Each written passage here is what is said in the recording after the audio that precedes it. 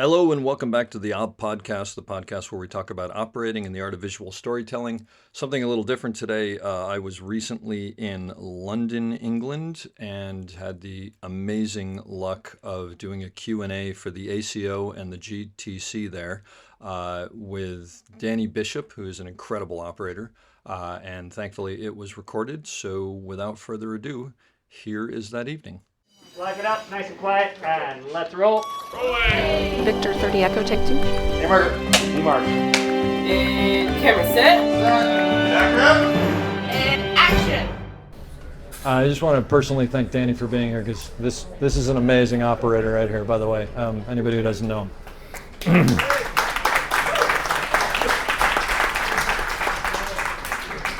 Questions for me or for Danny? I've got the first question. Yes. I think one of the things for me, being interviewed over the last couple of years, when you look back and talk about your career, it feels like it all happens really easily. And what was interesting for me is, obviously you didn't have any stuff from ER, but you jumped straight into the West Wing, and it's like you're like, oh yeah, so I was operating on ER, and then I'm just thinking to myself, hang on a minute, because I kept wanting to kind of jut in and say, yeah, but I remember obviously I was a kid, so don't be annoyed at me. I remember how big ER was as a kid. Like, it was huge. I remember all the posters because I grew up in Cornwall. I remember all the posters, and it was a big deal, ER. And I remember like the way it was shot, and I wasn't even a camera operator. And I just thought it's really interesting. Why don't we start with how did you end up on ER? Not I was an operator on ER. How did you get into the position where you're on a show that is gone global, worldwide? And I don't know, for all of you that I'm assuming you've all seen ER, but this is a show that took people like Quentin Tarantino and got him to direct one episode. That's right. Like, it was huge, and it's still like a trailblazer. I'll stop talking now and out of you, but I think how did you end up on it? Okay, this is a long story, but you asked. Keep it short. No, it's not going to happen. So ER came on TV, and it was like nothing had anybody ever seen for Steadicam, and I was doing a cross-country bike ride with that gentleman right there from Los Angeles to New York City. That's B. Raza, my very good friend. And I don't know if you remember this, but there was in the motorhome we were in, there was a little TV, and it had an antenna made out of a coat rack. And there was this hospital show on, and I remember sort of watching it. It was going in and out, and it'd be like, well, it's moving, and is that Steadicam? And I was barely a Steadicam operator. Is that Steadicam? And it's like, oh, it's still going. And I was just blown away by it, but we were riding, and I didn't think about it. When I got back to LA, I found out somehow who the operator was, and using some sort of ancient messaging system on the computer, I texted, I don't even think you called it that, Guy B, who was the operator on that, doing the most unbelievable things in the world. And I texted him, and I was like, you don't know me? I'm nobody. What you're doing is groundbreaking. I can't believe it. And he contacted me back, and he said, what's going on? And I think I said something about Twizzlers, which is a candy that he thought was funny. And he goes, you should come by set and visit. And I was like, ah. So my friend Charles Pappard and I went into the Warner Brothers lot through the whole thing. I'd never been on a stage before. And we go in, and he comes over, and he's this short guy with these rock and roll pants. And he's like, hey, I'm Guy. We're doing a shot here. I just got to go do this quick shot. And they go and they do this shot that like is 5 minutes long, and nobody even thinks, I mean, it's just unbelievable. And I was like, that's amazing. And then a month or so later, he called me up and he goes, hey, can you cover me on a Friday? I'm going to go to a wedding. And I was like, huh? And he goes, I'm just going to be straight with you. I've called everybody and nobody is available. And I've talked to the DP, and it was only one camera. DP is going to do a camera. There's 2 Steadicam shots. They're like small walk and talks. And have you been operating at this point? I've been operating with a small O. Right. Let's put it that way. I was not up to this, but I'm like, yeah, I could. Oh, and he's like, they'll pay you. They're going to pay me. Like, yeah. And so I show up. Did you have a rig? I had a rig. I had an old rig, a Model 2, if you know where that is. But I showed up, and I think some people laughed at me or whatever. But I showed up, and I did my things, and I sat behind, and a DP operated a camera, and I'm like watching, and I was so excited, and I was like, this is phenomenal. This is unbelievable. And I remember it's going to be on TV sometime. I'm going to see it. And then he went to do Peacemaker, and I got a call to do the show, and I was like, I'm sorry, what's going on? And he called me up, and he goes, listen, you're not good, but I think you're going to get there. But you were more excited about this show than anyone, so I told them to call you. Are you interested in doing it? And I was like, are you kidding me? And so I told you this was a long story. And so I said, yeah, totally. I mean, and again, I'm A camera Steadicam, and I've only done day playing as a Steadicam operator. I did one bad movie as an A camera operator. I don't really know what I'm doing. And I show up, and I show up on the day an hour and a half early or something like that, because I don't know what I'm doing. I got my gear in the back of my Subaru, and I pull into the Warner Bros. Lot, and I'm like, yeah, I'm Dave Chameides, I'm here to do ER. I'm 25 years old. And they're like, we don't have your name. And I'm like, it's a CH. No, KH. Are there any names with Dave? ER and I'm not. And he goes, well, let me look at the call sheet. I'm not on the call sheet. Like the guy B's still on the call sheet. And this was before cell phones, so I'm literally sitting at the gate, and I'm again. I don't cry that often, but this was another time when I was about to cry, and I was just like, I can't. And finally, somehow, someone from the office was like, "Come on in." And I drive back to the back lot, and Terrence Nightingale, who some of you may know him, he's from England. He was assistant on the show, ended up being the operator on the show. He goes, "Come on, let's get your gear out, and you're doing the shot." And blah, blah, blah. And the first shot was a crane step off in a party, but the crane was a Hustler dolly with this rickety thing on, I mean, it was totally unsafe, on like 3 risers that was maybe a foot wide. But of course I'm late, and I'm like, yeah, we can do that. And so I went up there in the host and did the shot, and I didn't move my stuff onto the truck for 3 weeks because I just assumed every day I was getting fired. I mean, I was like, there's no way they're gonna hire me back, but they kept on hiring me back. And I'll tell you one final thing, and then I'll finish this, is there's glass all over because it's a hospital set, and I was shooting on a Friday. We were finishing up on a Friday, and on Saturday or Sunday, the DP and I were supposed to go to a wedding of a mutual friend, so I was going to see him on the weekend. And I was watching dailies, and I'm coming around the corner on the dolly, and there's a piece of glass, and there's me, and there's the dolly, and there's the focus puller, and there's the boom, fully in there. And so I'm like, I'm screwed. That's it. And I go to the wedding, and I was like, Richard, can I talk to you? He's like, yeah. He's got a beer. He's like, what's up? And I said, I was watching dailies, and I'm in the glass, and okay. And I was like, I mean, I think I may have even said, like, I know you got to get someone else. I'll get you some names. And he's like, Dave, nobody watches dailies. They'll cut around it. It's fine. Just have a beer. Be okay. And I was like, really? And he goes, yeah, you're the operator. Things happen. Move on. And I was like, oh, okay. And that was like when I was like, I'm the operator. And I stayed there for 3 years, and I could have stayed there for a lot more, but I decided it was time to move on. But while I was there, I got to direct an episode at 27, 28, I think. And I won an Emmy for a live show that we did, and it was the single greatest thing in my career. Excuse me, can we turn the music off? Because this is being... Oh, it's outside, is it? Yeah. It's because it's going to go on there. Oh, I thought it was in my head.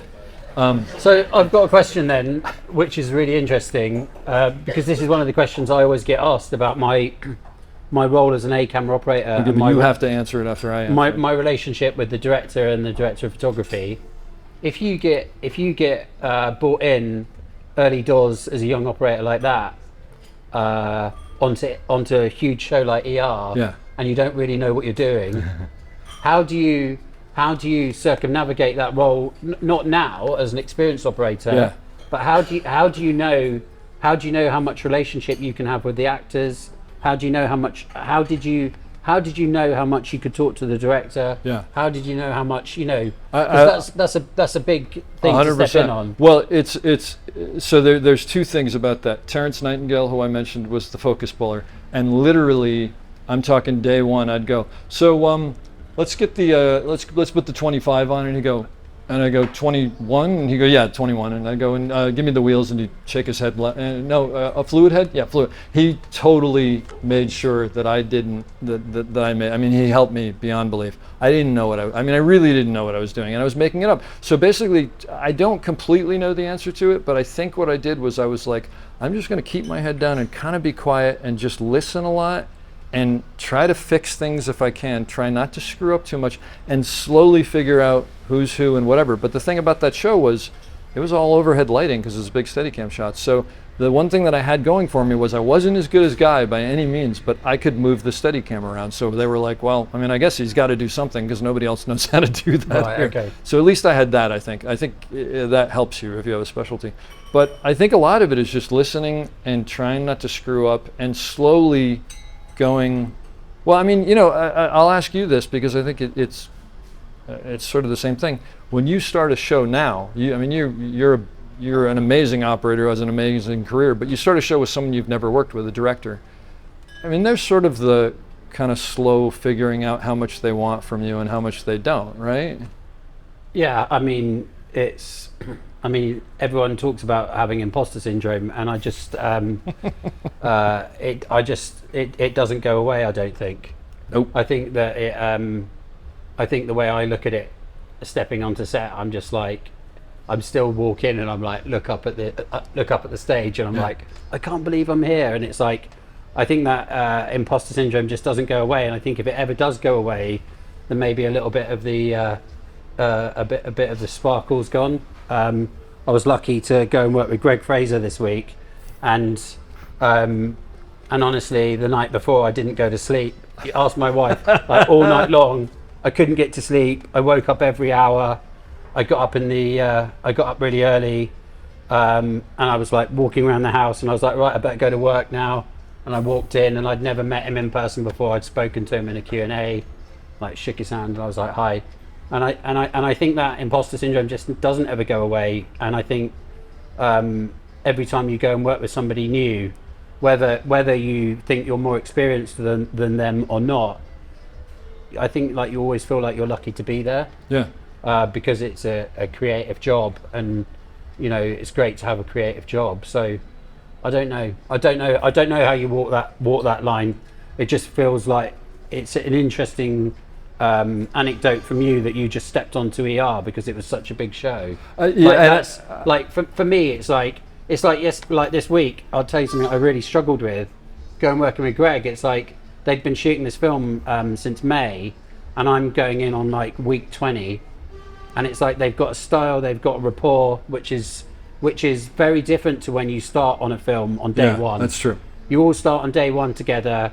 You're all working out the pace of the set, how you're all going to film, how you're going to approach things, and it's like that's the same. It's the same story, right? Going and working with Greg, or going in on year 3 of the biggest global show. Yeah, it's like that dynamic is never an easy one to work out, is it? But I think that we just realized that you and I should never be 2 camera operators on the same show together, because it'd just be like puddles in the corner. We don't know what we're doing. Have him do it. I can't do it. But I will say, part of it, to their credit, the nicest cast I've ever worked with, and the nicest crew I've ever worked with. And I think that they probably knew that I wasn't up to it. Guy probably told them he's not there yet, but I think he brings a lot to it.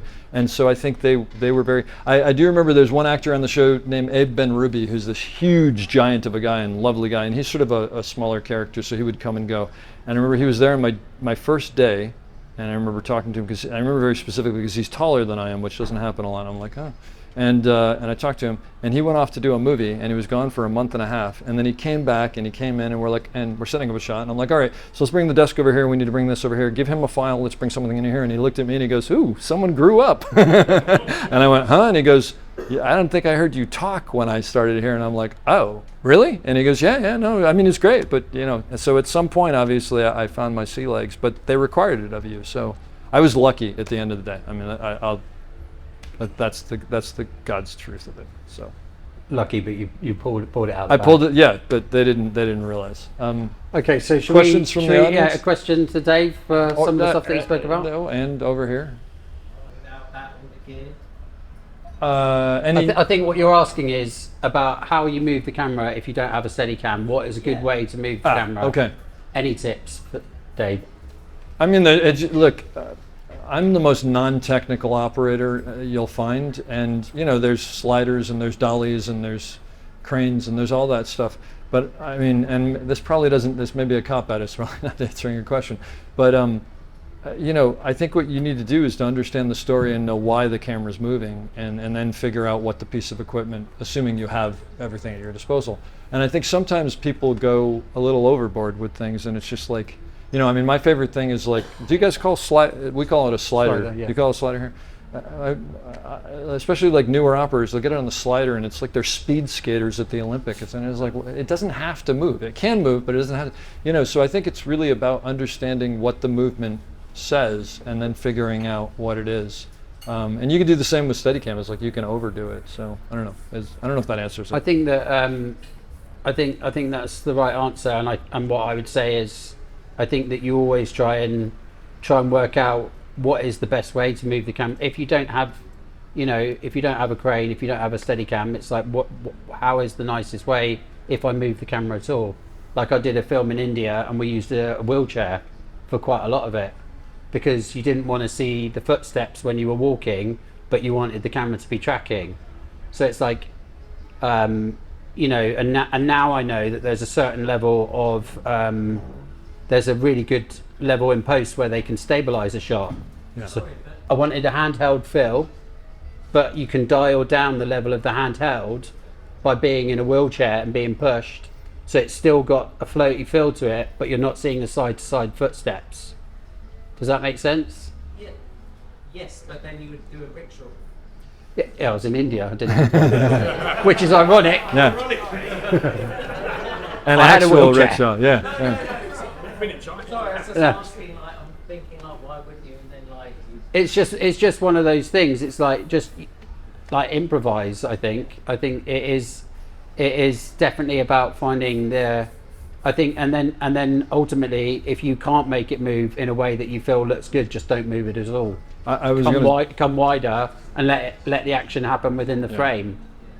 And that's kind of like my go-to rule in my own head for my own sanity is if ever anything isn't working, I would just go wider, because if you go wider, the actors can move more freely in the frame and you move the camera less. And quite often I'll tie myself in knots, and then I just think, just go wider. and that really helps decide if you don't have the right tools. Sometimes that is just the best thing.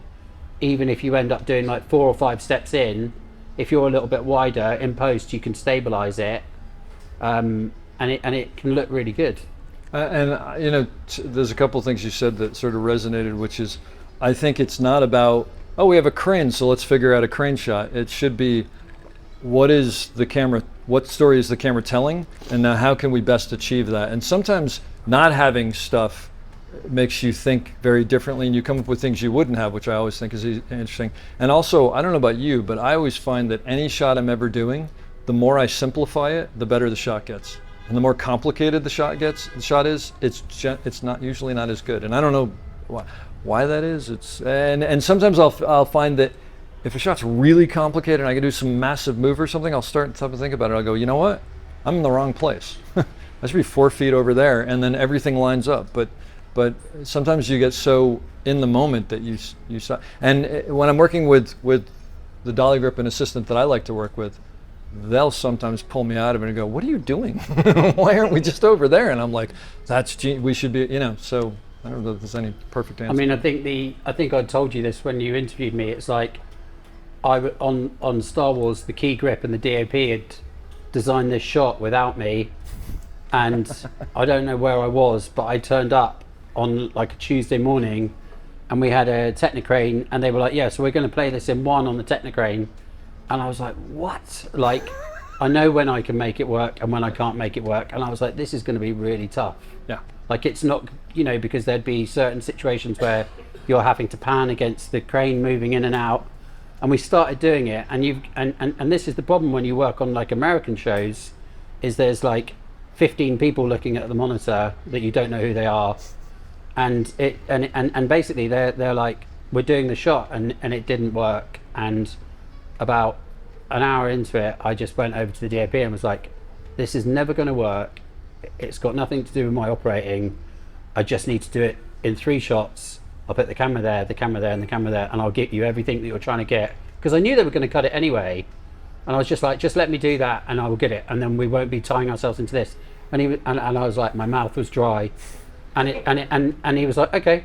And then we did it. And it's like, why, you know, and I think that's the same thing, right? It's like, how do you decide how to move the camera? And sometimes you just have to simplify it. It's a really good mantra.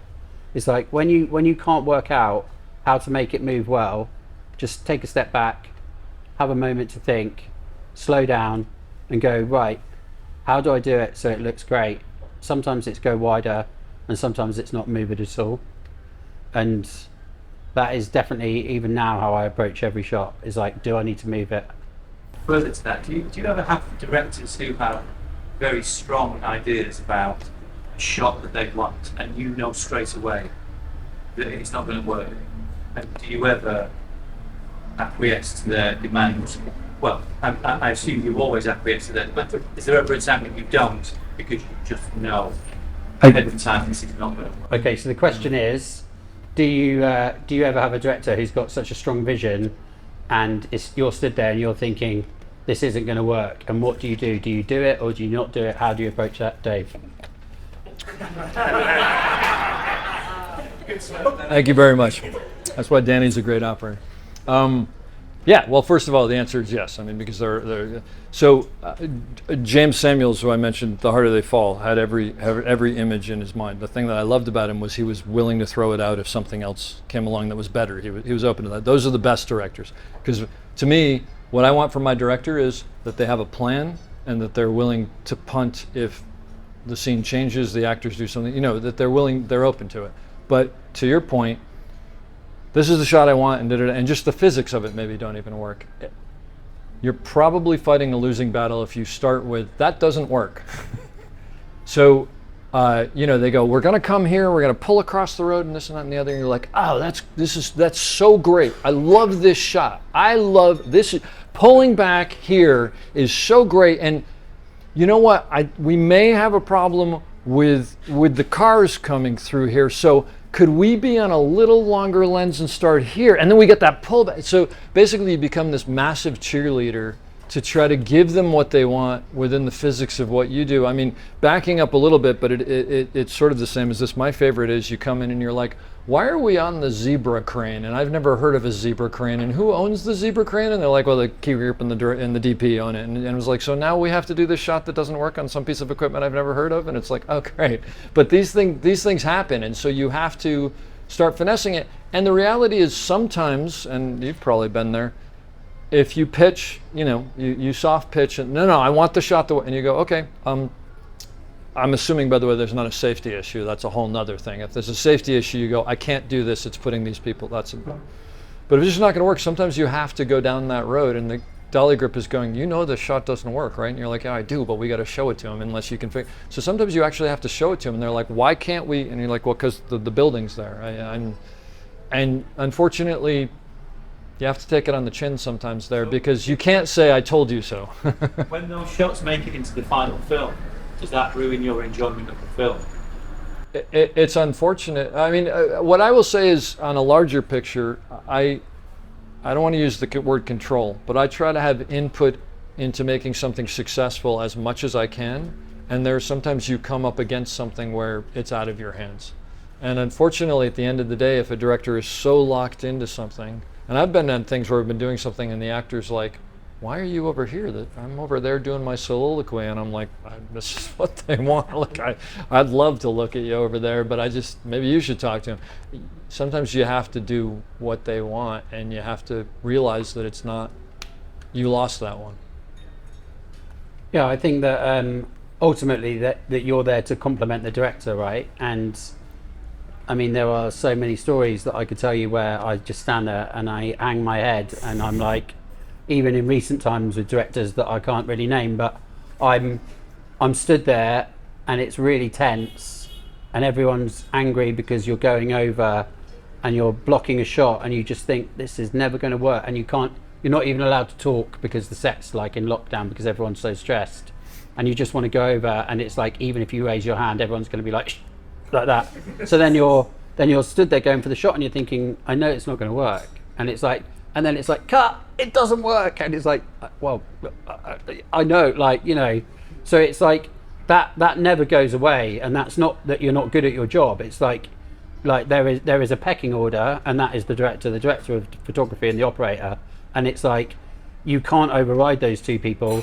And some people you can have this amazing relationship with where you work like in sync, and then other times you've just got to take it on the chin. Yeah. And one time when I've had a conversation, I was really struggling on Sherlock, and I went up to the director in about I spoke to the director of photography first, and then I texted the director, and I met them for breakfast, and we walked outside together, and I basically said to the director with a huge like lump in my throat, looking at the ground, like basically telling him he was like tying my hands behind my back, and if he wanted me, he'd interviewed me and given me the job, and I said to him, if you want me to come here and operate for you and give you what you're asking me to give you, you need to give me a certain level of freedom, and if you afford me that freedom, I will do what you want in the time frame. But the way that it's running at the moment, we're not making the day.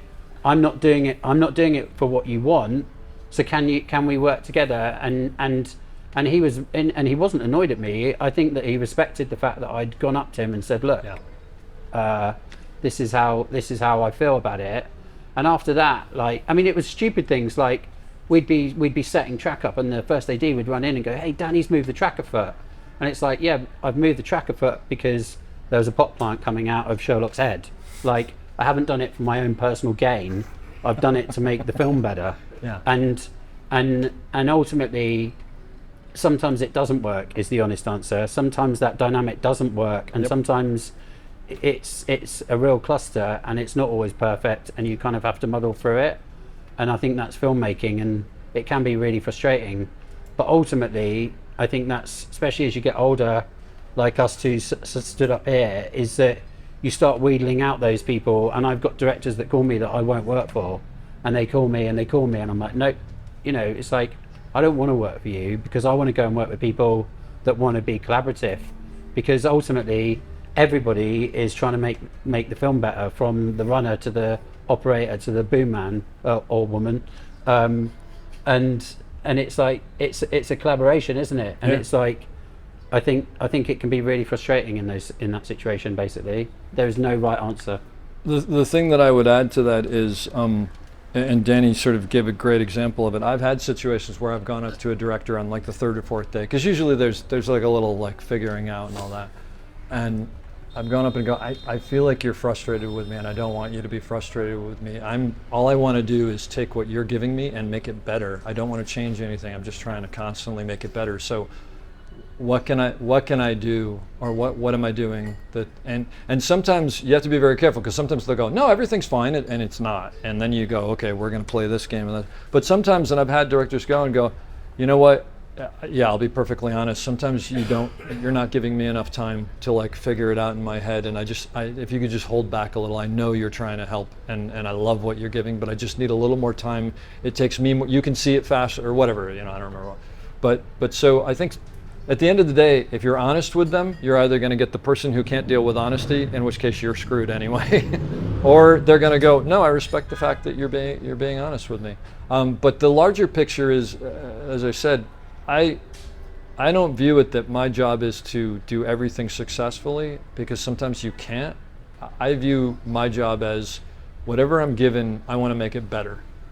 And sometimes that's knocking it out of the park, and sometimes that's just taking it and making it better. And if I've done that, and that's all I can do, then I've done my job. But sometimes it's tough, and if you have those directors, there's no work in the United States, so feel free to throw my name. Because I'll go, that Danny's horrible, but I will do what you need. I think it's an age thing. Like, is it an age thing? I think a 20-year-old kid saying what we're talking about is probably not going to be taken as well as maybe someone who. It's not. I don't think it's an age thing as it's having a catalog of experience where they go, oh well, you've done some things, so maybe I should. But then there are people who won't listen. Yeah. There's no question about it. How do you approach collaboration with the DP specifically? So the question is, how do you approach a collaboration with a DP specifically? Don't look at. Why are you looking at me? It's your night. No, it's not. No one wants to hear my I don't voice. think. Look, there's no answer to that, because every DP is different. But in pre-production, hopefully, I'll have discussions with them, and I'll sort of find out how much they want. And my thing is, like on day one, it's not even the DP, it's the DP and the director and anyone. I'll usually be very surgical about it. On day one, I'll go in there, oh, what do you want? You want from here to here? Okay, let me, blah, blah. And then what I'll usually do is I'll sort of lob a softball out there and be like, hey, you think, should we throw an extra 4 feet on here? Maybe get a little wider back there? And something really innocuous, just to see if they're open to ideas. And then slowly over the first couple of days, you're sort of figuring out how much they want and how much they don't want. And I think most of it has to do with how comfortable a DP is with themselves. So there's some DPs I work with who they'll go, hey, put track from here to here, and they'll walk away and I'll be like, we're not doing that, we're putting it over here. And they'll come back and look, oh, that's great, this is good. And as long as I haven't messed with the lighting or whatever. And then there's some who want exactly what they want. And then there's all in the middle. I'm in two amazing DPs who are very different. John Lindley, who I've worked with forever, we joke the fact that he's never asked me a question. He gives me statements and they go up at the end. He goes, you think we should be on a longer lens? And it's like, he's not asking me whether we should be on a longer lens. He wants to be on a longer lens. But then there's Bill Pope, who I just finished working with, who wants everything the way that he wants it, unless you can interpret what he wants and do it a different way and give it to him, in which case that's the way he wants it, and you have to figure it out. So I don't think there's any answer to that, is the sad answer to that. I think my personal approach, especially because I've obviously done a lot of interviews in the last couple of years and had to think about it, I think my personal approach is I really think about time management, and I completely see my role on set with the cinematographer about buying them time, and because I know that it's so important, the look of the film, for my department and for everybody's department. And I go into my working day, I arrive early, and from the first take, all I'm thinking about is how do I buy time? How do I give them the time to light? How do I give them the time to rehearse? How do I move the camera? And ultimately, the most important thing is you get the camera up straight away so that they've got something to light to. Maybe not back in the film days, but in the digital days, people want to look at the monitor and they want a frame. So before I've even started thinking about it, I put the camera up on a set of legs, even if I know I'm going to be on a crane, and the camera's pointing in the direction of where we're filming. And from that moment on till our very first take, I'm like, is the honey wagon going to be in shot? Is makeup going to be in shot? Do we need to move Video Village? And I think that's the way I approach my role with the cinematographer before I start looking at the creative side. And then once I've done all of those things, I start thinking about how I rehearse it, and ultimately what I'm doing then is I'm buying myself time, because the floor is clear, and then I can start rehearsing the move. Because if the floor isn't clear, you can't even start looking at your moves, even if it's handheld or even if it's a static frame, you can't start looking at that. So I think like that's the biggest thing that I've learned about myself in the last 2 years, is that that is what I'm conscious of, is buying the DAP time, and they will thank you for it. And I think that all these things are specific instances of the reality of you're trying to, if you're not a DP you've worked with, obviously, you're trying to right off the bat let them know I'm an asset to you and I'm there to protect you and give you the best you can give. And so there are literally sometimes on day one where I know that the DP wants to see, like the move or something like that, and I'll literally out loud go, hey, can we just clear everything so I can show our DP the move so he can start lighting or she can start lighting or whatever. And I'll say it out loud so that they hear that I'm going, I need it. So, and anytime you can go up and go, hey, I just want to let you know the AD just said that we're not going to do that next shot, and we're probably turning around after that. I don't know if you heard it, but I wanted to let you know. Suddenly they're going, okay, this person's out there, they're on my team, and yeah. Did you casually mention that you directed an episode of VR? Did I casually Emmy Award-winning mention that I directed an episode of VR? Tell me how that opportunity. I believe I casually mentioned that. Yes. Was that the live one? Oh God, no! It was not the live one. Tommy Shalami directed the live one, but I was one of the 2 lead camera operators on that. And I will say this: I'm glad the internet didn't exist, because they brought in these other live camera operators, and I could not Google them. And had I Googled them, I would have found out these are the best live camera operators in the entire world, and I just thought they were these guys who did the Emmys or whatever, and so I wasn't as over, but they held my hand through the whole process. That's a whole nother story. So Jonathan Kaplan was a great director who came into ER and ended up being a producer, and one of the things that I used to do on ER was I sort of had the keys to the stage, and I would always, and so for people who don't know, nobody had ever done Steadicam like we did on ER on television before and used it the way it had been used. So some directors would come in and they'd honestly be a little overwhelmed. So I would say to them, because I enjoyed doing it, hey, if you're coming on the weekend and you're blocking, if you'd like me to come in with the Steadicam or without the Steadicam, I can run around with you and sort of give you an idea of what we're capable of. And almost everybody took me up on it, and I loved it because I learned a lot. And Jonathan and I were in there, and we hit it off. And after we were done, this was it's my second season, season 4, and he said, well, when are you directing? And I was like, and he goes, no. He goes, what's that? How old were you this stage? I was 20, 27, 28. I think my voice had just changed. And excuse me. And he said, well, you direct the show anyway. And I was like, I don't direct the show. And he goes, you're in there talking to the actors, you know what? He said, I'll ask him. And I was like, yeah. And he went upstairs and he said, why isn't this kid directing an episode? And excuse me. They came back after season 4 and they said, in season 5, we're going to give you an episode. And I was like, I don't understand. And they said, but you gotta go out and make something so we can so I went out and I made this music video. But I will tell you, I went to the actors and I said, look, I can do most of this stuff in my sleep. I can't do it well, but I can do most of it. But I said, I don't really understand what you all do. And Eric LaSalle said, I got you, and he's a friend of mine, and he called up this woman named Ivana Chubbuck, who is a very famous acting instructor, and got me into her class all summer long, and I took acting lessons, and I was horrible. But it gave me an appreciation for speaking to actors, at least on some level, so that when I went in there, I and the reality is, I went in and I directed an episode, and it was good.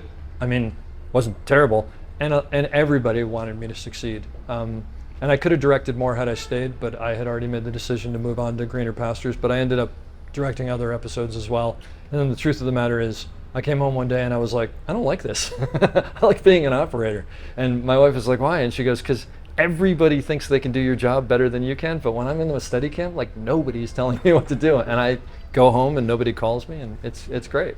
So yeah, I have here, thank you. Yeah, so that's how I nonchalantly direct. I didn't mean to, whatever, but it's, yeah. Next question.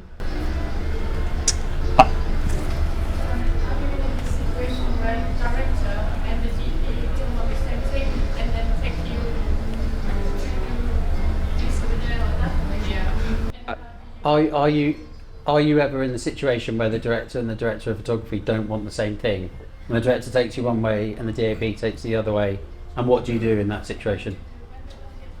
What do you do when they don't get on? This has never happened in the history of filmmaking. I just want to say, but if it did, it's funny you said this, because on my podcast, this is something I ask almost every camera operator, and I think I asked you, and everybody laughs. There's no set answer to this, but the reality is, if you can, you find something that complements both of them. If you're just tired of it, you get off the dolly and you go, you two need to come over here and talk to each other. We need to come up with one shot, because I don't know what you want, and I'm really sorry, but I don't know what to do. And then I was talking to maybe Des Whelan the other day, and I think it was Des, but one of the operators here, and he said, I just do my own shot. I was like, huh? And he goes, well, if they're not going to decide, I'll just do something. And then they'll go, well, that's not what either of us want. And it's like, well, then let's come up with what you want. So yeah, that's a really, really tough situation to be in. Danny? Yeah, I mean, it's. I think I actually don't know. I don't really know what to say, because it is a nightmare, basically. It's an absolute nightmare, and it's not an easy way to fight your way out of. And ultimately, and I'll probably get shot for saying it, I answer to the director, and it's like, and and I have been in that situation, and I've just gone, well, that's, you know, I see the director of photography as my boss, but I answer to the director, and I'll like get shot on the hill for saying that, but that is ultimately what you have to do.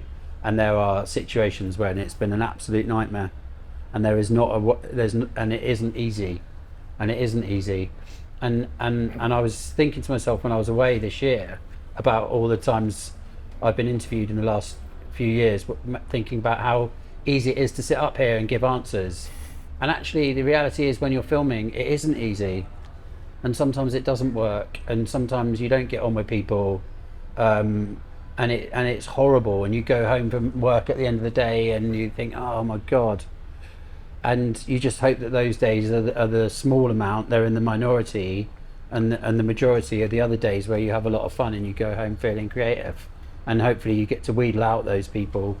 But yeah, that was a long-winded answer of saying there's not a right way. You've just got to do the best you can. It's a losing battle. It's a losing battle. It's a losing battle. I mean, I will say, I'm thinking of one particular situation. This is being recorded, by the way, and for anybody listening, if a director wants to hire me, I will always go with the director. But if a DP wants to hire me, I will always go with the DP. So I just want to throw that out there. That's just me too. That's just because there's no work in the United States. Yeah. But usually what I'll do is I'll go up to the director of photography, honestly, and I'll go, hey, assuming I have a good relationship with him, I don't know what to do because he's telling me to do the exact opposite of what, you know, so you want me to go his direction, you want me to go your direction, what do you want? And hopefully they'll go, you gotta be kidding me, just do what they want. You know what I'm saying? It's like, hopefully they'll be the bigger person, but that can backfire on you as well. I mean, it's gonna suck, it's just what it is, and it's just like, it's petty and it's stupid, but I will say that what this brings up is, I would say 95% of our job is interpersonal skills, and then there's the panning and the tilting that comes in occasionally at the end. I mean, it really is, because you're constantly, all you're doing from the moment that you arrive is you're reading the room and trying to figure out who needs what and who doesn't need what. And that actor wants to be talked to all the time, and that actor doesn't want to know that I exist. Which, by the way, just on a side note, I was talking to Brad Whitford, the guy who in The West Wing, and we were talking about method actors. And he goes, I always want to go up to the method actor in the 1800s Western and go, how do you explain the camera on the dolly over there and the two guys behind it with the phones? Like, what do you do with that? Yeah. And I thought, that's pretty good, actually. I like that. Anyway, that's a side note.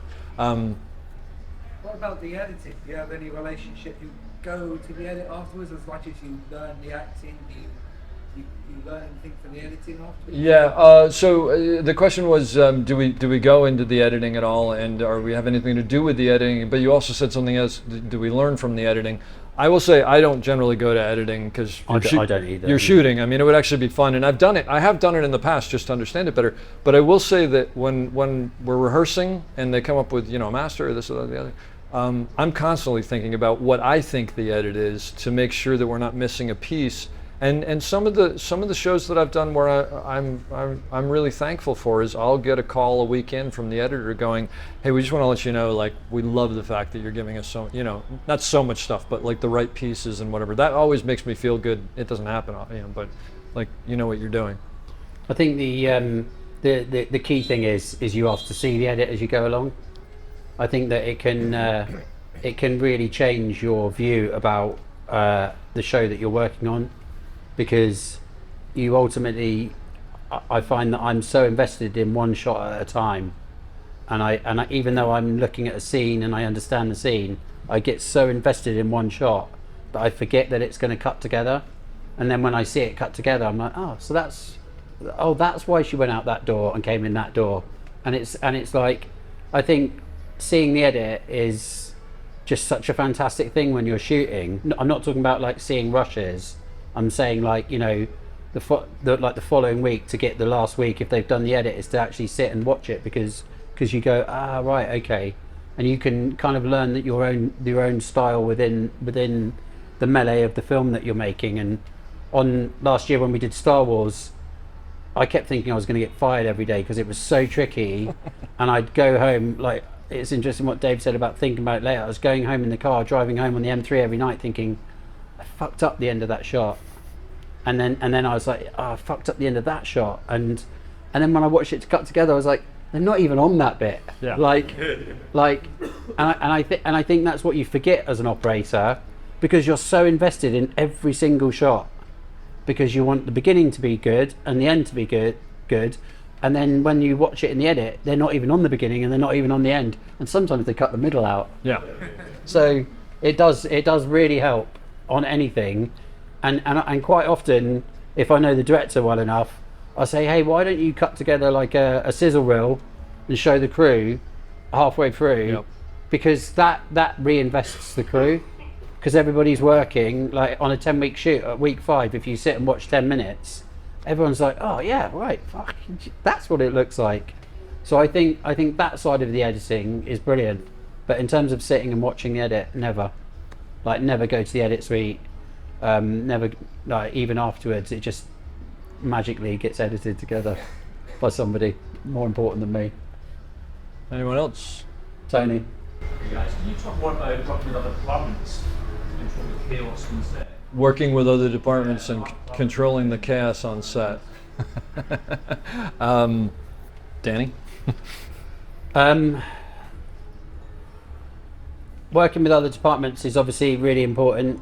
I think I will hold my hands up and say, in the beginning, I was very naive to thinking that being the camera is like you're the most important person on set.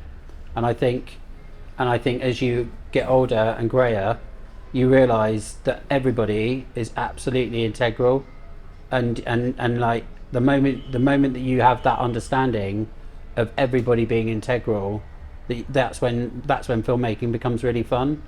And I've gone through this whole arc in my career of thinking the focus puller was the most important person to me on set, and then the grip was the most important. And now I'm at the stage in my career where I think the standby art director is, because when I go onto a job, I'll find out who that person is on the tech recce's, and I'll go up and introduce myself, and that's the first person I find now. And then I always say, hey, you know, when we're on set, just come and stand next to me. And if I'm operating, look over my shoulder. If I'm on the camera, look, I always have a monitor on the camera. You can just be next to me all the time. And I think for me as an operator, that is the most important person, because I constantly fiddle with the frame, constantly move stuff around. I'm always trying to find the best frame, and now I realise that all the people that I thought were important to me, like the grip and the focus puller, you know they're going to be good at their job, and the standby art director helps me really build what we're all trying to look at. So as an operator, that's who I've chosen to work with the most. And then I heard Dev say when he was stood up, is like, ultimately working with all the departments, you just got to be nice to people. And there's a lot of operators that are not nice, and it's like, and if you want people to move like a 10-gallon barrel, if you're nice to them, you'll get all the riggers will run in and help you. And if you're not nice to them, they don't do that. And I think that's the key, is constantly being nice to people. And I find if I'm not getting on with someone, I will kill them with kindness. I will go out of my way to be nice to them, to the point where it will annoy them.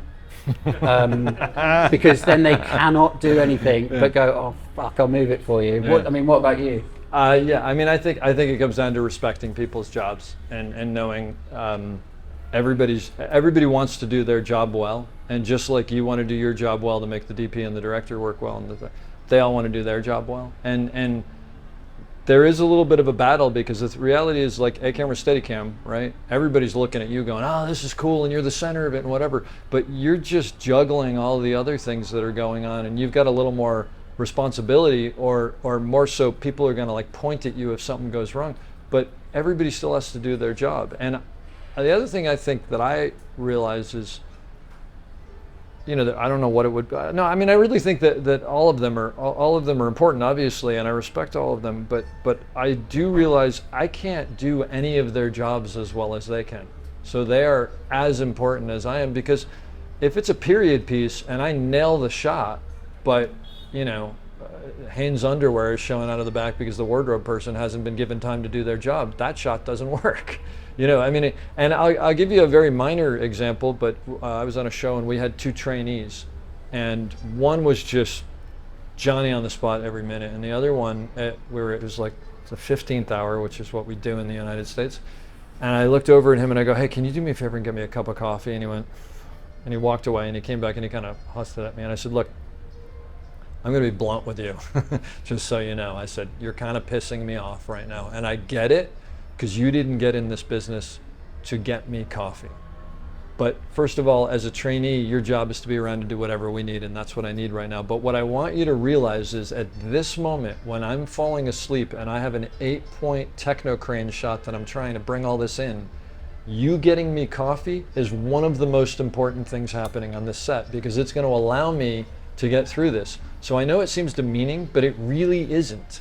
And I said to him, and now that I've said that to you, please go stand over there. But if you had gone, totally, let me bring it in, and brought it into me, I would have said, put on headsets and stand next to me and you can watch the shot with me. But I'm not going to do that now because I'm a little pissed off at you. So in the future, know that your job right now, part of it is to get me coffee. And that's not because I'm better than you, but that's because I have more experience. And someday you're going to be here, hopefully, and you'll ask someone else to get you coffee, and then they'll get it, and you'll put them on headsets and let them listen. So that's how this works. But really right now, your job is super important, because that's what I need. And it doesn't mean I'm better or whatever. It's just that's kind of where it is. As far as the chaos, depends on the show. Like there's some shows where it's just constant chaos, and I'll take the AD aside and go, dude, we gotta do something here, because I'm screaming and you're screaming. We all have to get. And so I'll step in and try to help it. But I think part of that is also giving people the time that they need to do things, and I think the chaos arises because no one's given the time. And so sometimes you have to be the adult to stand in and go, let's just all calm down for 2 seconds. We're going to get this. You go do your thing, you go do it, because nobody else is doing it. Hopefully you have a good AD who's doing that. You don't have to do that, but it's just, yeah. Next question. So you're very reliant on other people. Like, for example, you spend a lot of time going backwards. Yes. You've got someone bashing for you, right? You've got your career, you've got your focus pillar. So you need to trust them. So how does it work? Are these bits? Do you just show up on a gig and they've already hired the focus pillar and they've already hired your grip? Or do you get to call up and say, I need this guy because I need to trust the person who's going to be guiding me backwards? Yeah. And know that I'm not going to, Sure. go down flight of steps, or focus pillars just, you're not in tune with the focus pillar and you're not going to get the shot. So do you get any say in that, or is that all do you just show up and go, that guy looks cool, I'm going to grab him? No, so the question was specifically Steadicam, but really across the board. I mean, it doesn't make too much. Is you're reliant on so many people, but speaking of Steadicam, like a grip who's on my back, or even a grip who's pushing the dolly to get the shot, and a focus puller, do we get much say in that? Look, ideally, absolutely. I always want my dolly grip and my assistant. But number one, you fall out of sync sometimes and you can't, so you have a number of people. And sometimes you'll come on a show late, or sometimes one of the things, I don't know if it works here, but the key grip will have to go, well, I really like our dolly grip. And it's just like, yeah, but I have a relationship with my dolly grip, and it's a little bit of a dance. So you're always trying to get the people that you don't even, by the way, to me, it's not even trust, because if I get on a show and I'm meeting someone, I've already IMDb'd them. I've probably called up Danny and gone, hey, I see you work with this guy. What do I need to know? How is it, or this woman, and sort of done that. And then I'll sort of start to figure out myself. But you can usually tell. But it's not even trust. It's more, if I have my dolly grip, I know what they know, and they know me, and they know what I like to do and how. So we're way ahead of the game, and everything's faster and better right off the bat. So for those reasons, I'd rather have them. And then as far as a grip on my back when I'm backing up with Steadicam, I'll know pretty quickly whether they're on top of it or not. And if it's something that's actually dangerous, I'll specifically talk about what I need. But if it's just walking backwards and they need to keep people out of the way, I won't even say anything, because I'll assume at this point they know what they're doing. And if we keep hitting people, I'll go up to the key grip and go, I got to get someone else in here because it's not working. Danny? Crikey, so different over here. I mean, it's like I don't know, it's, you don't always get the people you want, is the honest answer. Especially because we have regional things. And then obviously I've done a lot of work abroad, and you don't always get the right people. And I think you just have to be aware of, ultimately what's come out of the last 10 years is safety first. You want to make sure that everything's safe, and ultimately going downstairs with a rig on, you could really hurt yourself, or being there with cars or anything like that. And I think it's ultimately you always want people that you work with around you. I think when you're trying to get into, especially when you're trying to get into features, you think there's this whole world that like you can't get into because everybody always works together, and you think, how do I crack into that? And then what you realize once you're in it is you realize that the reason they all work together is because they've got that language together to work together. Not only is it fast, but also because they have an understanding of how you work, and you want to take that onto your next job. And then it is an absolute nightmare when you work with people that you don't know, not because they're not good, but because you don't have that rapport or that language where you can second guess each other. And then obviously you sometimes work with people that are just terrible, and then you're suddenly I was aware, like, because I've just been in China for 4 months, and I was working with local crew there, and you realize when you're used to working with people how much you don't think about things. You're like, I need the camera to get from here to there, and I'm going to do it like that, and I'll operate it. And then you don't think about what they go away and think about in order to facilitate you, in the same way as the DOP doesn't think about what you're doing. But then suddenly when you're working with people who maybe aren't as experienced, not that they're not good, they're just not as experienced, suddenly I was having to put my thinking hat on, going back like 12 years in my career, to start thinking about things that I don't think about, that I don't feel that I need to think about anymore.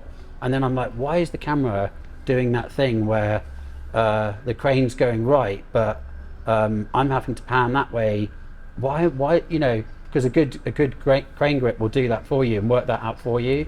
I mean, that's like a big example, but it's the same thing for safety. It's the same thing for Steadicam, isn't it? It's like they think about things that you don't think about anymore. Well, and what I would say is, like, you'll do some big crane shot and you're like, I am really good, and then you realize I'm not really good. He's really good, or she's really good, and I'm just sort of along for the ride. Yeah. But I will say that to that point, let's say I show up and I haven't worked with someone before, specifically the dolly grip. If we have a shot from here to there, and I'll sort of go, okay, this is A, and we're on a 35 millimeter, and I need to see that. We need to push into B and whatever. And I'll know exactly, or with a crane, the cranes are all about where the base is. I'll figure out what the shot is, and I'll go quietly to myself, base should be over there, we'll swing out over here, and we'll do this. And then I'll go to the dolly grip, and I'll go, hey, so the shot starts, instead of saying I want the base there, I'll say the shot starts here, and then is gonna be up there. And what do you think the base should be? What do you think? Relying on their expertise to see, and I'm testing them, to see whether they're in the same line that I am. And if they go, oh, well, it's got to be over there, because otherwise you're going to have a bad arc if you go over here, then right off the bat I'm like, okay, so you know what's going on. Now, if they say the base should be over here, I won't counteract it, but I'll say, okay, I was feeling it should be over there because the line is over here, but you're saying over here. And they may go, yeah, but there's a tree there and I can't get past the tree with the bucket, so I could bring and give me three. So there might be another reason. Or I may realize, like, okay, you don't know where that is, so from now on I'm gonna go, I need the base over there, and just do it. So there's like a testing sort of push and pull period to figure out where. And I also tend to not go, give me track, give me boards. I go, what do you think we should do, and see what they feel, and I might step in and change that, but you're finding out. And the same thing with the AC. So it's a constant push and pull. But I will say this. I interviewed Tommy Shalami, who I mentioned before, a great director, and he said something which I totally agree with, is I don't want to work with 100 technicians on set. I want to work with 100 storytellers. And I want every single person to be a storyteller. And to me, I will take a focus puller who doesn't hit every single mark but understands exactly why they're doing what they're doing, over someone who's technically excellent but has no clue why they're going from one to the other. Or a dolly grip, the big thing is, I don't care if you can go from A to B. You need to understand why you're going from A to B, and that's the story. And luckily my dolly grip knows both, and I don't generally tell him. I just go, when she starts talking, just push it, and he'll hit it every time. Because and be watching the scene, by the way, and be watching the frame and make exactly the right, because he's a storyteller. So yeah, that's I mean, everything to me comes back to storytelling, because if you don't understand the story, you're just not gonna do it. Yeah, I think that's a really important point. I've worked the last few years with a grip, who is an amazing storyteller, and like when we were in China and we were on like the 14th hour and my brain was absolutely fried, I would be like, I'm not quite sure how to do this, and he would be like, let's just do it like this, and I'm like, okay. And I on more than one occasion I can honestly say to him, I can't work out what you're saying, but just do it, and I'll operate it, because I was so tired, because we were doing split days and working 6-day weeks, and I was just like, okay, just do it and I'll operate it, and let's make it work. And if you're telling me that it's going to do what we're saying it is, and that is that fundamental thing about working with people that you work with, even from like the beginning of your career to like when you've been working for 20 years, it's like that's what you want, is you want people that have got your back. Yep. And it works all the way up the scale. You've got the back of the director of photography, who's got the back of the director, and that's what you're hoping across the whole board of the set. Yeah, I've had things with my dolly grip Steve where I've been loopy and I've gone, I can't even follow you, and he goes, do me a favor, go sit somewhere else and let me set this up, and then we're going to do it and it's going to be great. And I look at him and I go, you realize I'm never going to work with you again if this doesn't work? And he goes, yeah, I'm not going to work with you again either, so we're okay. And he goes, just go over there and it'll be fine, I'll call you in a couple minutes. And I trust him enough. Guy always says to me, go and have a cup of tea, and I don't drink tea. There you go. He always goes, go and have a cup of tea, I'll get it sorted, and I'm like, I don't fucking drink tea. Yeah, exactly. But but that's the thing, is everybody picks each other up. Yeah. Any more questions? Were there any points where you thought you can't like do this job, and if so, who or what will be back naturally? Say the second part again. I didn't. Have you ever been through like a point where like the job's hard and everything's hard, I don't have time for like the rest of my life? That jazz. Like these thoughts everyone has. Every day. Like, Yeah. Do you ever have points where the job is hard and it's like, I don't have time for the rest of my life? Look, no, there's all the time. I will tell you, it depends on the person. It depends on your life. In a joking sort of way, if you're working on a TV show, the worst thing in the world is to get a director who's going through a divorce, because they do not want to leave set. And you're like, dude, I have no problem with what's going on in your personal life, but I want to go home. So, if you have little kids, it is really tough. And one of the things that I mean, this segues a little bit, but I think sometimes you get into this thing of, I'm irreplaceable. Like, they need me here. And it's like, no, your family actually needs you here, so take Friday off. And what'll end up happening is you'll come back on Monday and it'll be like, all right, let's go, and we're doing this, and you'll be that much more. So I think you have to be cognizant of that. And what brings you back into it, like, well, I'll change it a little bit, not as much being tired, because unfortunately, I don't know about you, but I just get to this point where I'm just tired all the time. But that's also because I'm really old, and angry. If I do a job that is just a horrible job, and it's just, and every day is like, I don't want to, I try to find something in the day that keeps my head in the game. Like, I go, I'm going to focus on just like holding static shots today or something like that. Keep me through it. And then I will go and see some classic movie, or I'll watch it on TV, and I'll maybe go, oh, look, you know what? That's why I do this. Like, that's really cool. So I think you maybe manufacture, or you try to grab these moments where you go, oh no, I do love this. And then invariably it'll come back around, and I'll be doing some close-up of an actor who's just giving some crazy performance, and I'll actually go, I'm 3 feet away from Martin Sheen giving this soliloquy about democracy and freedom. Like, how cool is this, So I think what you do is you capitalize on those moments and you stick them in your back pocket, and then when it's raining and they're throwing mud on you and it's horrible, you go, I can get through this, yeah. Yeah, I mean, I think that, like mental health in the film industry is starting to get talked about, and it's a minefield, and everybody has their own problems, and I've definitely in the last 10 years, due to work commitments, had real mental health problems, where I went to New Orleans for 9 months. My family only came out for 7 weeks, and by the end of it I was like going crazy. And it's like, I think that somewhere in the militia you've got to try and find some sort of balance, which is impossible. And I think, without making a really long-winded point, it's like, when I was in China, and I've had quite a few of these moments in my career. It's like, you know, everybody here tonight, I'm assuming, wants to be in the camera department or be a camera operator in drama. And the best thing about being a camera operator in drama is like, in China, it was fucking crazy, and there's lights everywhere, there's SAs, there's cameras, there's trucks and stuff, and then you're sat behind the camera, and the only person on the set that gets an uninterrupted view of what is actually going to end up on the screen, whether it's on TV or whether it's on YouTube or whether it's on cinema, is you. Like, and it was with Colin Farrell, and I'm there with Colin Farrell, whose method, and he's like, sometimes he's like looking at you like that, and like on a couple of occasions I went and sat next to him, and I look back, and what he's looking at is crazy, because he's got the opposite view to you. He can see everybody.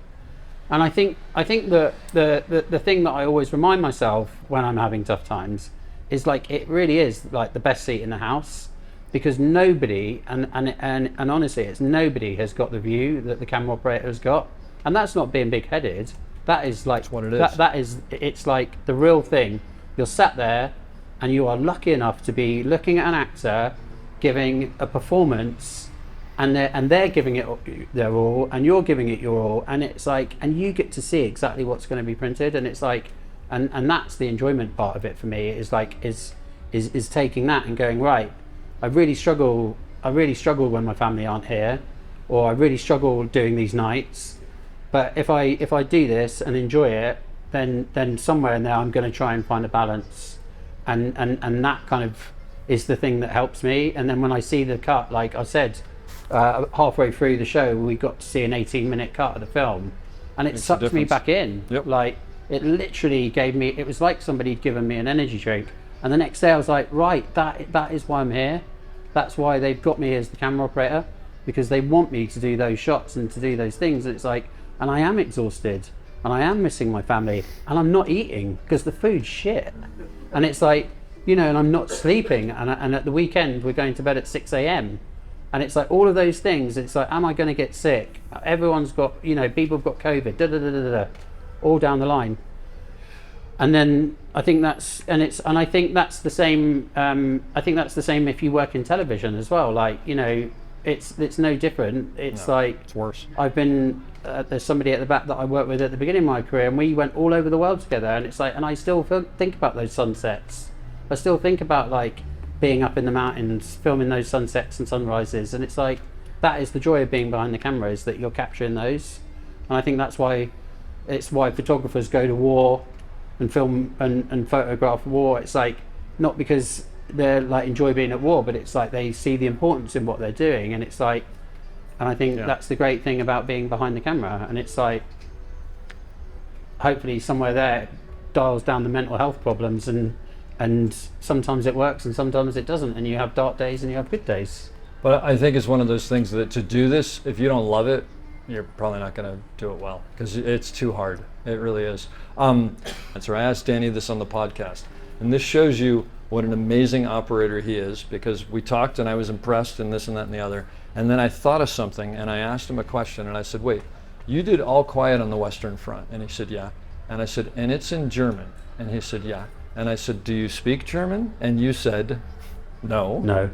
And I said, so you were literally just basing those movements off of the actions of these guys and words that you were not necessarily understanding, and there's no way you could do it off of cues. I want you to just talk about that, because it was one, when I had that moment of understanding, because it's a beautiful film and you did incredible work in that movie, but knowing that he didn't understand the dialogue absolutely blows my mind. And to me, it's one of the most impressive bits of operating I've ever seen, and I was kind of blown away by that. So I want you to talk about that for a minute. I would say the thing that I thought that was funny was when he was talking about the West Wing, and he said about the long tracking shot and the notes on his arm, and this is my way, so it's not the right way, so don't start following. But I don't listen to what the actors talk about at all. I don't listen to the dialogue. I never have done. I don't wear cans. don't wear headphones to listen to the actors. I just base all of my operating off of watching the movement in the actors. So if I'd have been doing that West Wing shot, which I'm really glad I didn't do, because it would have been exhausting, I do everything based on watching their body language, and it was the same when I did All Quiet. There are cue words that I might listen to thinking I know that something's going to happen, but as a general rule I kind of try and just watch the emotion of the actors, and I can be operating not in the room, and I'll just watch the screen. And I feel like actors, it's kind of like poker. Actors have always got tells, and you know when they're going to do something, you know when they're going to move, because they always give something away. So it's quite easy to kind of pick up on that, I find. It seems is the direct opposite to what Dave's talking about, where he follows what they're saying. I just don't feel that it's never really worked for me like that. I always kind of go down the emotional, because I'm an emotional person. I find I go down the emotional side of it more than the dialogue side of it.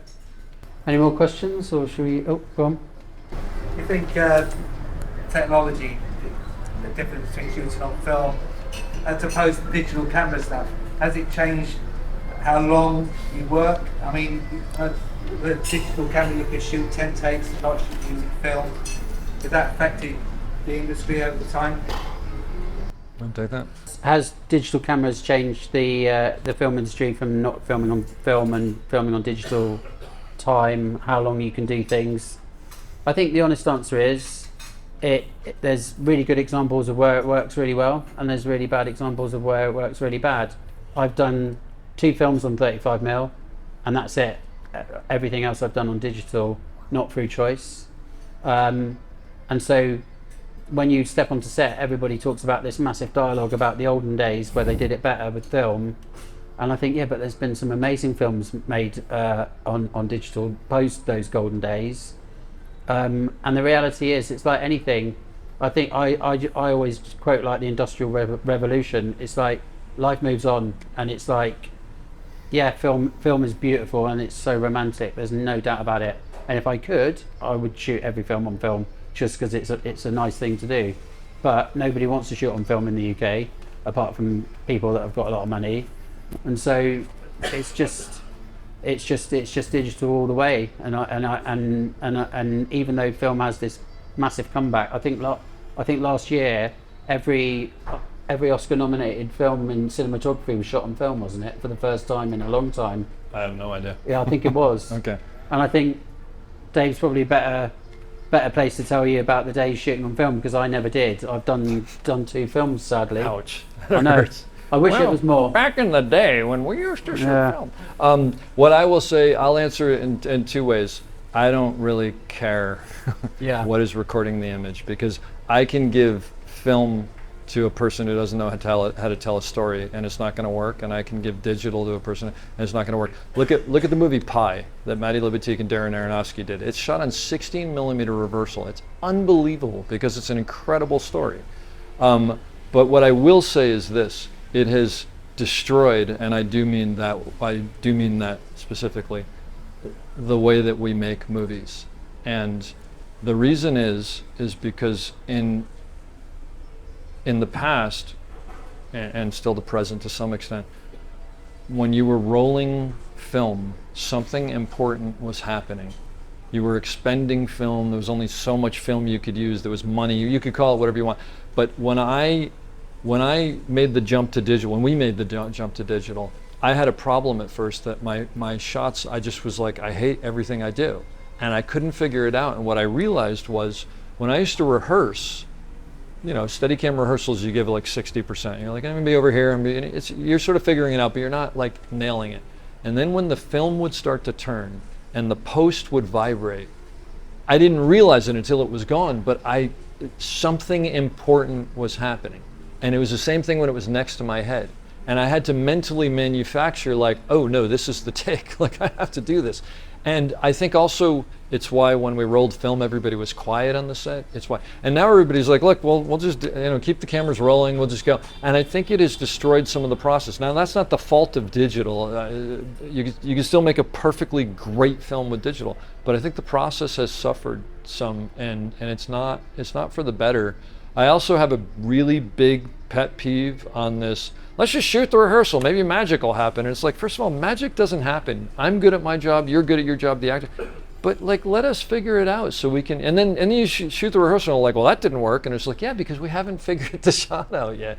But on film we never did that because you figured things out and whatever. And I know I'm being nostalgic and old school and whatever, but I think we lost something there, which is frustrating to me. And I've talked to actors also who were like, there was something different about shooting on film that just.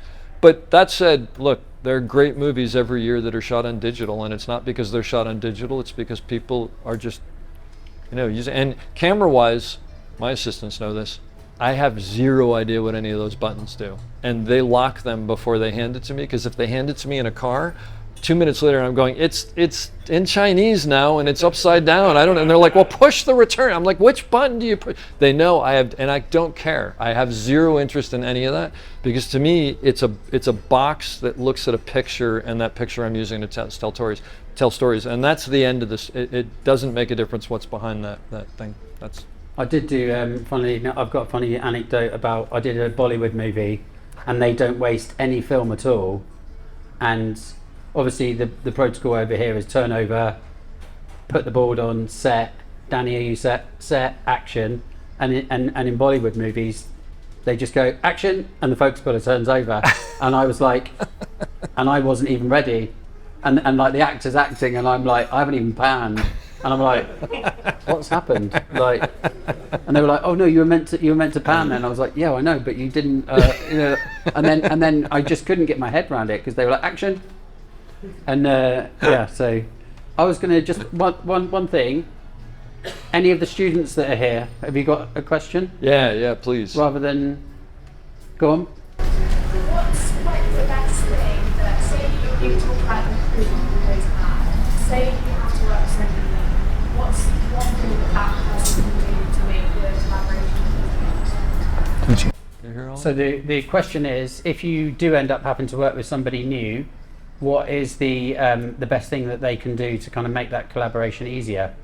I think that being the camera operator, you have probably got the responsibility to ease anybody. If we're just talking about the camera and grip department, which are kind of like your direct peers, as the camera operator, you've probably, especially if you're on a camera, you have probably got the responsibility to try and gel people and gel them into, not like mold them for your own devices, but to kind of help them to get in with the team and to kind of help, I especially with trainees or whatever, it's like I always go out of my way to kind of give them my time, which quite often isn't very much when you're on set because you don't leave the monitor. But I think whenever you're trying to whenever anyone is trying to fold themselves into the mix, I personally am quite aware of that, because I remember early doors feeling like a real outsider and standing there like shuffling my feet, and I always think back to that time and how much that I didn't enjoy it, and so I kind of go out my way. And I think that's kind of another, like when Dave's saying about 10% of it is actually panning and tilting the camera, that's another thing you fit into the melee of trying to get people to fit into your department and get everybody getting on. I just don't like people being rude to each other. I had an incident on Star Wars where I went up and took two people aside and was like, I don't care what's going on, you either sort it out, otherwise I'm just going to get rid of you. Because it's like, I don't want to be on a set where two people don't get on and they're shouting at each other. It's not nice for the actors see it, the director sees it, and it's not how we run the camera department. So you either sort it out and become friends, or I'll just get rid of you both. It's up to you. I'll leave the ball in your court. And ultimately, we've talked about it loads, you just got to be nice to each other. And that's the great thing about the film industry, is it just spits out the people that aren't nice, and they do get spat out. Not for doing bad things, for just not getting on with people and being rude. It's like, politics all the way. Not just filming it, it's politics all the way. It's got to be nice to people. Like it's the reality, isn't it? Yeah, I mean, I'm assuming, are you asking from the point of view of the person who's coming in new? Okay, so the person who's coming in new, I know this is going to seem really odd, but I would say baked goods.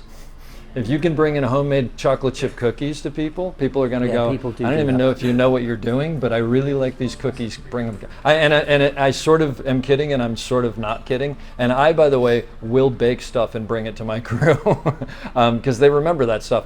But I think, yeah, be nice. If you're coming in as an intern, by the way, which some of you might be, if you're interested in operating or interested in, first of all, show that you're interested, but be smart about when you do it. You know, if I'm in the middle of some huge crane shot, don't come tap me on the shoulder and go, hey, I got a question. You know, but that said, maybe, you know, introduce yourself, be nice, be listening, be attentive, you know, how can I help, that kind of thing. Sometimes you're just standing by, but there's nothing wrong with when you know everything is quiet, maybe even at lunch, and you go, hey, I know you're crazed and I don't want to take too much of your time, but I'd love to talk to you about Steadicam operating or operating. Is there some time when I probably know 2 people who might not handle that well, but everybody else would handle it well. Don't ask those 2 people. But most people want to help and it's mainly just, and know that if you do come up and they go, I can't talk right now, it's probably because something is going on that you've walked in. Oh, I'm sorry. And then you come up later and you go, I apologize. It was probably a bad time. I'm really sorry. But so most of us are always happy to help everybody. And I think mainly, and especially if you're coming in as an intern, I think one of the big mistakes that interns make, interns, I would call them interns, but you know, camera PAs, whatever you want to call them, is thinking that trainees is thinking that they have to know everything, and not being willing to say, I'm so sorry, I don't know what that is, but if you just explain it to me, I'll do it, you know, or whatever. Because the worst thing in the world is to go, hey, go get the 25 off the truck, and you're like, and you leave, and then you go, I don't even know what he's talking about. And they meant to say the 25 millimeter or whatever, you know. Say, I'm sorry, I just wanted to know, you know, and they may get frustrated with you, but that's sometimes life. But I think be nice to people, and what I will say is this, and I would imagine you're the same way, we've talked about this. At the end of the day, if I need to hire someone or give the name of an intern to another show, hey, do you know a good intern or whatever, I'm going to give the name of the person that I want to be around for 16 hours a day. I'm not going to give the name of the person who drives me nuts 16 hours a day.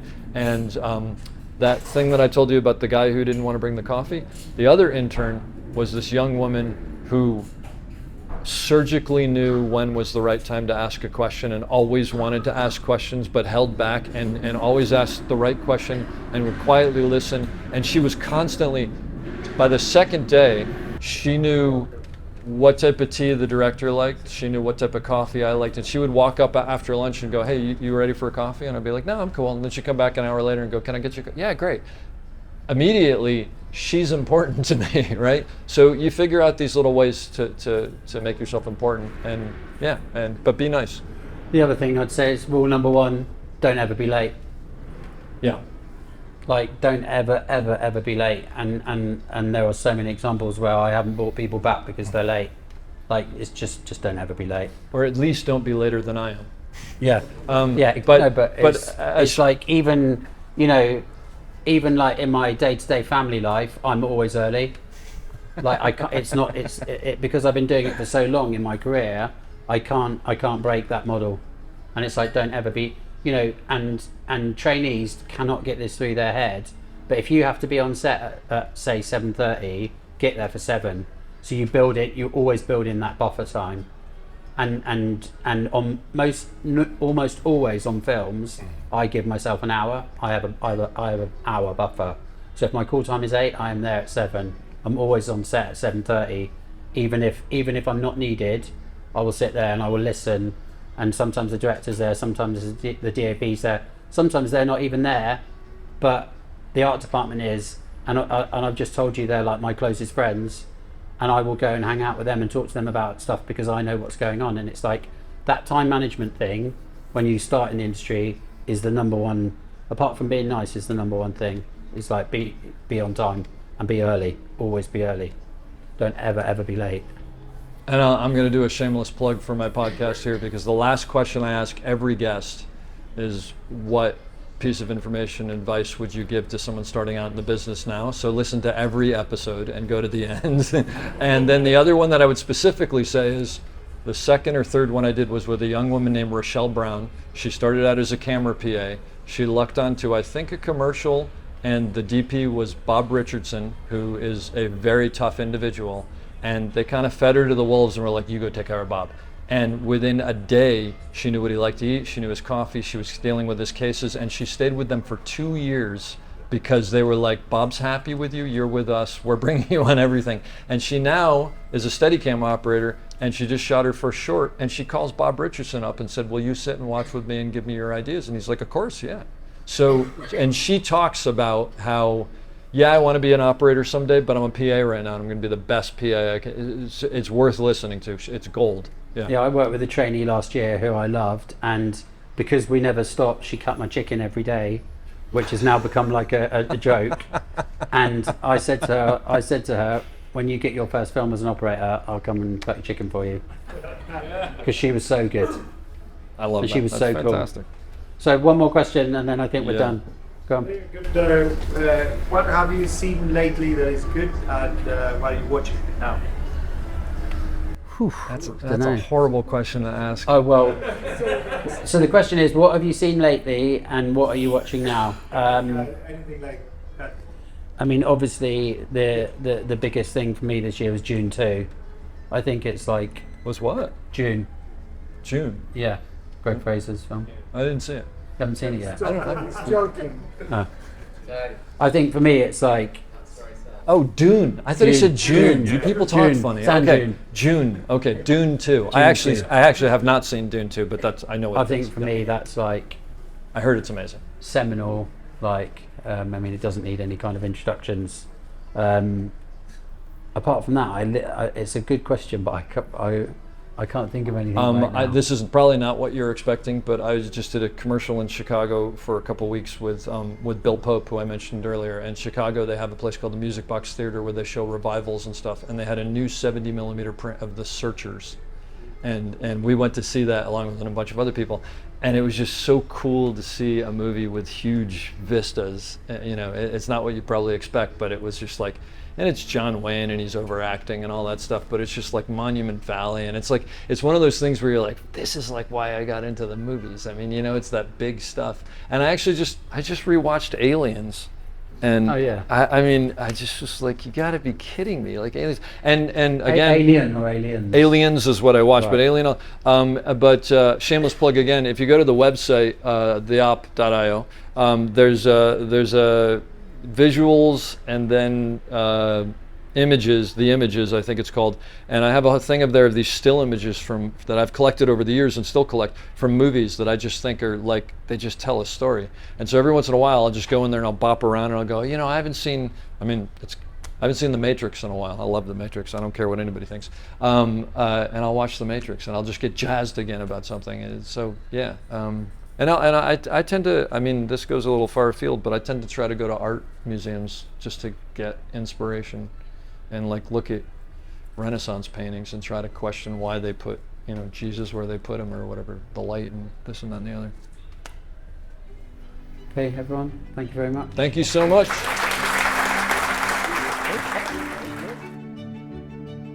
I hope you enjoyed that as much as I did. We'll be back soon with another great episode. Don't forget to check us out on theop.io for all sorts of information on operating and storytelling. So thanks for listening and have a great day.